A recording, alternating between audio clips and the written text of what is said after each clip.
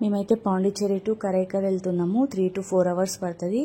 Karaikal to Thirunallar వెళ్తాము. తిరునల్లార్లో famous ఏంటంటే శనిదేవుడు అండి.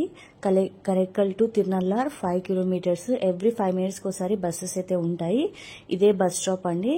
మేము తీసుకున్న రూమ్ అయితే బాలాజీ రెసిడెన్సీ పక్కన గల్లీ ఉంది. ఆ గల్లీలో శకుంతల రెసిడెన్సీ హోటల్లో రూమ్ అయితే తీసుకున్నాం. పర్ డే 1000 rupees అనమాట. మేము వెళ్ళిన రోజు ఫ్రైడే ఈవినింగ్ వెళ్ళాము.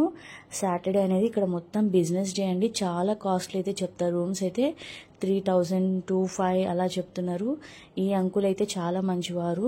మాకు 1000 rupeesకే ఇచ్చారు. రూమ్ ఓకే, రీజనబుల్గానే ఉంది. అలాగే మేము 2 days స్టే చేసాం కాబట్టి 1500 అయితే తీసుకున్నారు. ఎందుకు 2 days అంటే మేము పూజ కోసం అయితే వెయిట్ చేసాము. సాటర్డే చేయలేదు, సండే చేస్తారని వెయిట్ చేసాము. కానీ సండే కూడా చేయరంట. ఇదైతే లేటెస్ట్ అప్డేట్ అండి. వీక్ డేస్లో వచ్చి పూజ చేయించుకోండి, సాటర్డే సండేస్ అయితే చెయ్యరంట. అలాగే నేను 350 rupees అయితే పే చేసి వచ్చాను. పూజ చేసి వాళ్ళు ప్రసాదం అనేది పోస్ట్లో పంపిస్తారంట.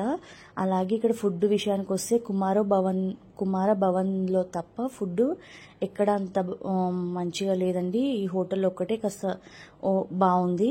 అలాగే ఇప్పుడు మనము నలతీర్థంకి అయితే వెళ్తున్నాము. శ్రీ బాలాజీ భవన్ పక్కన గల్లీ ఉంటుంది. స్ట్రైట్ గల్లీ అండి.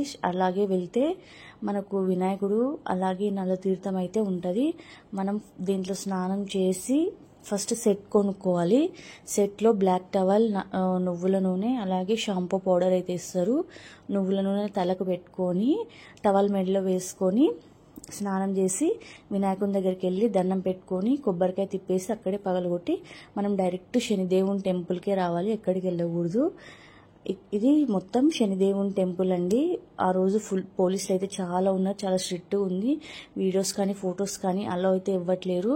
నేను అలాగే ట్రై చేశాను. ఇది మొత్తం శనిదేవుని టెంపుల్ ఆర్కిటెక్ట్ అనమాట. అలాగే ఇక్కడ పూజ టైమింగ్స్ ఇవన్నీ ఫామ్ ఇచ్చారు. మీకు అవసరం అవుతుందేమో చూసుకోండి.